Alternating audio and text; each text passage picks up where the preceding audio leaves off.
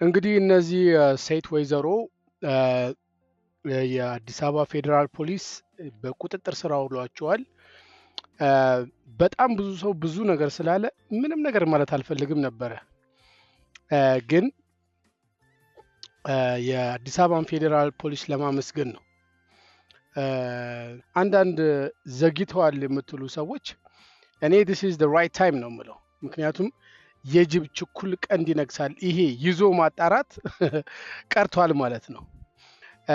ተጣርቶ ነው የምትያዘው እና ተገቢውን ፍርድ ተገቢውን ቅጣት እንደሚያገኙ ተስፋ አደርጋለሁ።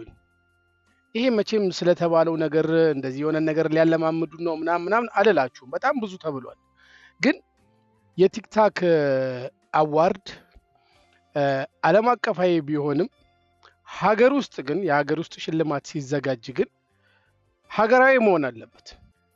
የሀገራችንን ብሔር ብሔረሰብ የአለባበስ ባህል የሚያስተዋውቅ ሾታይም መሆን መቻል አለበት እንጂ እንደው ዝም ብለህ ከዛ እየለቃቀምክ የእህትህን ቦርሳ ይዘህ እየመጣህ ምንድን ነው? እሺ ያኛው የወር አበባ ምናምን አለ፣ አንተ ደግሞ ቦርሳ ያዝከው ሞዴስ ማስቀመጫ ነው።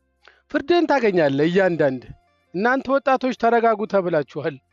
ተለቃቅመህ ትገባታለህ። እና የአዲስ አበባ ፖሊስ እጅግ በጣም ነው የምናመሰግነው። በእውነት ይሄ ነገር በቸልታ ይታለፋል ብዬ በጣም ፈርቼ ነበር። በጣም ማህበረሰብ፣ እሴት፣ ባህል የሚነካ ነገር እንደዚህ ሲገኝ መንግስት ዝም አይልም። ወገኔ ዝም አይልም። ስማኝ፣